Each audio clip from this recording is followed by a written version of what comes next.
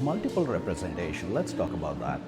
It's very important to understand what multiple representation is. And multiple representation can occur when two parties are being represented by the same agent. When does this usually occur? Let's take a scenario.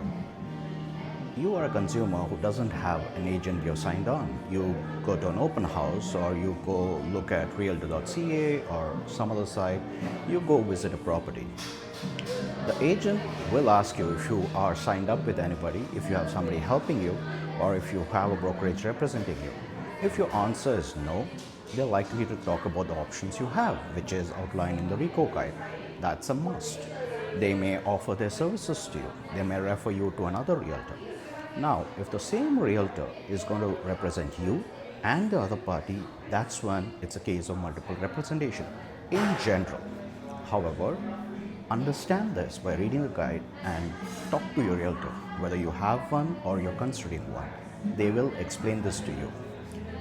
When there's multiple representation and an agent is representing both parties, remember, they cannot provide advice to either party, they cannot reveal information from one party to the other, and essentially they have to play a neutral role to avoid any conflict of interest. Now, does that benefit you, or is it better that you have your own agent?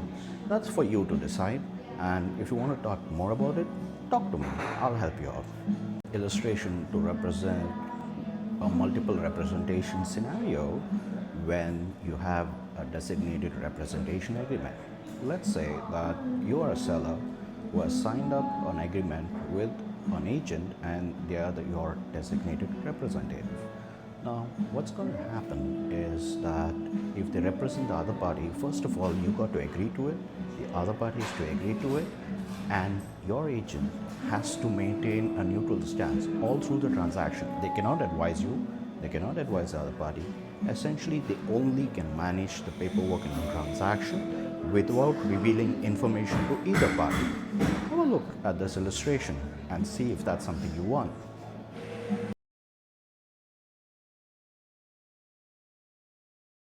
This has been useful for you.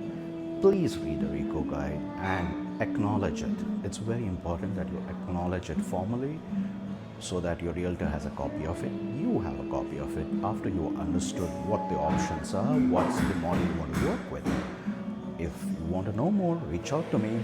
I am the real estate guy and my details are here.